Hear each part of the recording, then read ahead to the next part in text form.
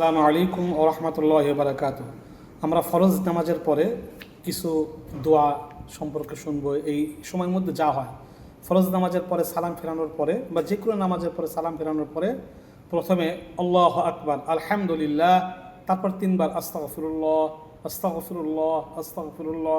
নামাজের ভিতরে এবং বাহিরে সব জায়গায় আল্লাহ মহান, এই জন্য শুরুতে আল্লাহু আকবার পাঠ করা, তারপর আল্লাহ শুকরিয়া আদায় করা, নামাজ পড়ার তৌফিক দান করলেন এই জন্য শুকরিয়া জ্ঞাপন করা, তারপর তিনবার ইস্তেগফার পাঠ করা।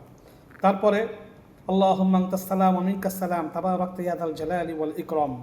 তারপরে লা ইলাহা ইল্লাল্লাহ ওয়াহদাহু লা শারীকা লাহু লাহুল মুলক ওয়া লাহুল হামদ ইউহয়ি ওয়া ইউমীত ওয়া হুয়া আলা কুল্লি শাইইন কাদির। আল্লাহুম্মা লা মানিআ লিমা আ'তাইতা ওয়া লা মু'তিয়া লিমা মানা'তা ওয়া লা ইয়ানফা'ু যাল জাদ্দি মিনকাল জাদ।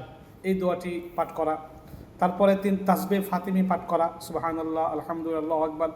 তারপরে এই প্রত্যেকটা 33 বার পাঠ করে শেষের বার লা ইলাহা ইল্লাল্লাহু ওয়াহদাহু লা শারীকা লাহু লাহুল মুলক ওয়া লাহুল হামদ ওয়া হুয়া আলা কুল্লি শাইইন কাদির।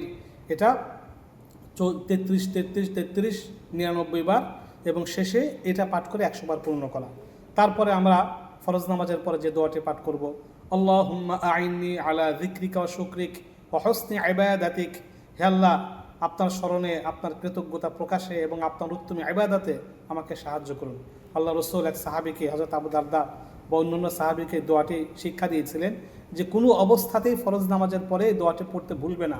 তা আমরা দোয়াটি একবার পাঠ করব, আল্লাহুম্মা আইন্নি আলা যিকরিকা ওয়া শুকরিক ওয়া হুসনি ইবাদাতিক। হে আল্লাহ, আপনার স্মরণ, আপনার কৃতজ্ঞতা প্রকাশে, আপনার ইবাদতে আমাকে উত্তমভাবে সাহায্য করুন। এই দোয়াটি অবশ্যই আমরা পাঠ করব। ভিডিও বড় হয়ে যাচ্ছে, অন্য ভিডিওতে আমরা অন্য আমল সম্পর্কে শুনবো। আমিন।